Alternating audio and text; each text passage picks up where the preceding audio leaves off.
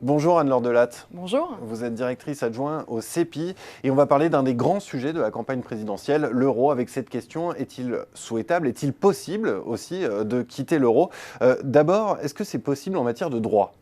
Alors oui, il existe ce qu'on appelle la lex monetae qui donne en fait la souveraineté à tout État sur son territoire, c'est-à-dire la souveraineté sur l'utilisation de sa monnaie dans les contrats et sur les prix, sur les salaires, etc. Donc en vertu de cette loi, la lex monetae, l'État pourrait reconvertir tous les contrats en droit français de l'euro en francs.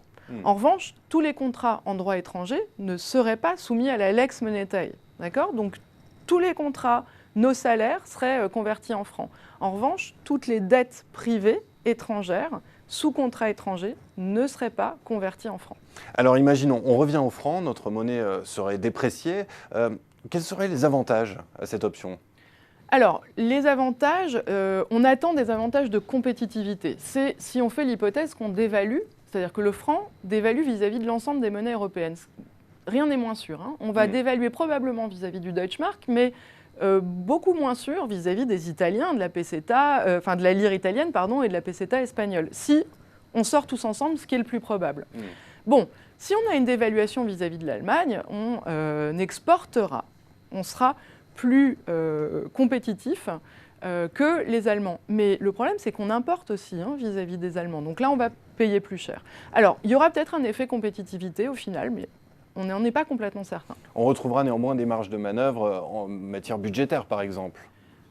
Écoutez, d'un côté, certes, oui, on va récupérer un petit peu de souveraineté dans le sens où on ne sera plus lié au traité de Maastricht et donc le Parlement français pourra voter son budget sans être surveillé par la Commission européenne. Maintenant, les gens qui nous prêtent de l'argent, en réalité, ce sont les marchés. C'est-à-dire, c'est vous, c'est moi, les épargnants. Si vous prêtez de l'argent à un ami et qu'il ne vous rembourse pas, ou alors qu'il vous demande à chaque fois de l'argent en plus sans vous avoir remboursé, eh bien, vous arrêterez de lui prêter. Donc, le risque, en tout cas, indépendance, il y a, mais l'État français ne pourra pas faire ce qui lui plaît. Et il faudra de toute façon qu'on contrôle nos dépenses et qu'on contrôle la façon dont la fiscalité. Et en ce qui concerne les entreprises françaises, est-ce que cette option d'une sortie de l'euro est souhaitable?